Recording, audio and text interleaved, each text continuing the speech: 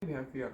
Konseling behavior merupakan konseling yang didasarkan pada upaya perubahan perilaku, yang mana menurut Chaplin, behavior atau behaviorisme adalah suatu pandangan teoritis yang mengeragamkan bahwa persoalan psikologi adalah tingkah laku, tanpa memikirkan konsepsi-konsepsi mengenai kesadaran dan mentalitas.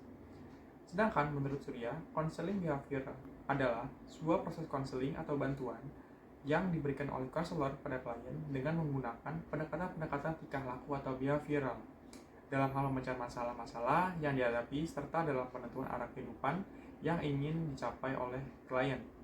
Konseling behavioral merupakan suatu proses membentuk orang untuk belajar memecahkan masalah interpersonal, emosional, dan keputusan tertentu.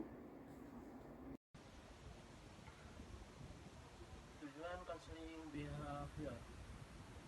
Menurut Pemalasari, tujuan konseling behavior adalah: yang pertama, mencapai kondisi-kondisi baru sebagai proses belajar.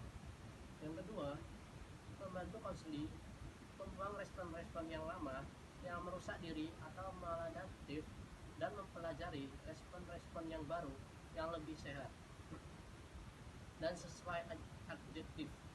Yang ketiga, konseli belajar perilaku baru yang mengeliminasi perilaku yang maladaptif, memperkuat serta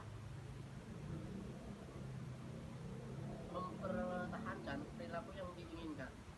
Yang keempat, menetapkan tujuan dan tingkah laku serta upaya pencapaian sasaran yang dilakukan bersama antara konseli dan konselor. Selanjutnya, teknik-teknik konseling behavioral. Ada dua. Yang A, teknik konseling tingkah laku umum. 1. Schedule penguatan. 2. Klien ketika tingkah laku baru selesai dipelajari dimunculkan oleh klien. Yang ketiga, shaping. Yang keempat, ekstinksi. Dan selanjutnya, teknik-teknik spesifik. Yang pertama, desensitisasi sistematik. Yang kedua, latihan aserti. Ketiga, terapi aferia. Keempat, pengondisian operan. Kelima, penguatan positif. Yang keenam, pencontohan. Dan terakhir, token ekonomi. Tahap-tahap dalam konseling behavioral. Yang pertama yaitu melakukan asesmen atau assessment. Yang kedua yaitu menentukan tujuan atau goal setting. Yang ketiga yaitu mengimplementasikan teknik atau teknik with implementation. Dan yang keempat yaitu evaluasi dan mengakhiri konseling atau evaluation termination. Kekurangan dan kelebihan konseling behavior. 1. Kekurangan. Pendekatan behavior bersifat dingin. Kekurangan menyentuh aspek-aspek pribadi, bersifat manipulatif dan mengabaikan hubungan antar pribadi. 2. Pendekatan konseling behavior lebih terorientasi kepada teknik. 3. Konseling behavior bersifat sering menyatakan persetujuan kepada tujuan klien, akan tetapi pemilihan tujuan sering ditentukan oleh konselor. 4.